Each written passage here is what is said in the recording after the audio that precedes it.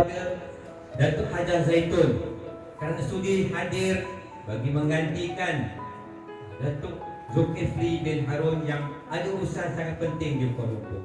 Saya pun dapat tahu Datuk Hajar Zaitun juga baru balik daripada Kuala Lumpur. Saya rasa sungguh terharu dengan pengorbanan, dengan kerjasama yang diberikan oleh Datuk Hajar Zaitun. Ini menunjukkan satu kualiti, satu orang kata calon wakil rakyat yang perlu kita lantik pada masa akan datang. Ada masalah di rumah, bila datang sekolah mungkin terbawa-bawa masalah, ada sedikit menyentuh anak tuan-tuan ke, bincanglah dulu dengan saya. Tak perlulah masuk Facebook mengatakan guru SKT Rasah ini tak memberi tanggungjawab, memukul anak saya, guru besar tak bertanggungjawab. Jadi saya tak nak macam tu. Kita datang bukan kita tinggal tanah Felda, bukan. Tetapi pelajaran inilah yang akan membawa mereka jauh terbang hingga ke awan insyaAllah. Dan saya bersyukur juga, bertuah juga di bapa dalam Felda ini, Cik Bulan.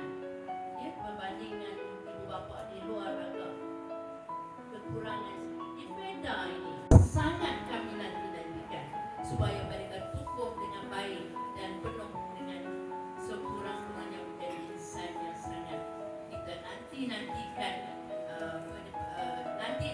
kejayaan mereka. Sebab itu dalam usaha-usaha apapun saya lihat satu je, tidak ada lain daripada kita berkomunikasi.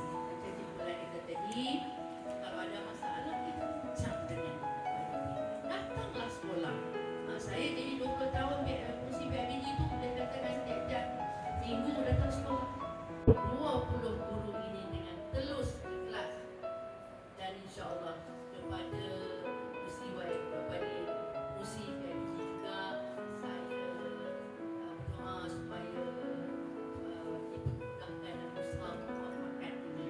Kerana muafakat ini anak kita, anak kawan juga anak kita. Kembalilah ke itu, kerana itu akan membuahkan hasil yang sangat baik untuk kita insyaAllah.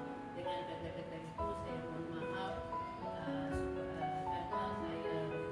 ucapan saya kalau ada yang terasa minta maaf, tapi tak berniat untuk nak cakap apa, tapi sekadar pengalaman dan motivasi yang saya kongsi bersama.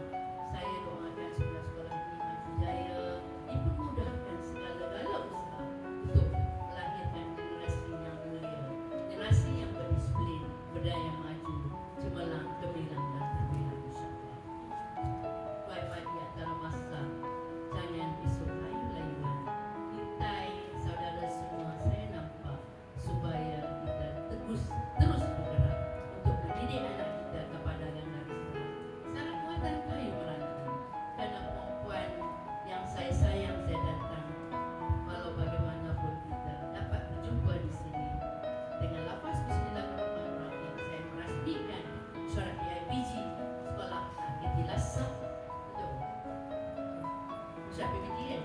Syarat BIBG Al-Kiti Lasah, Sekolah Kebangsaan Al-Kiti Lasah dengan penuh kejayaan insyaAllah. Sekian waktu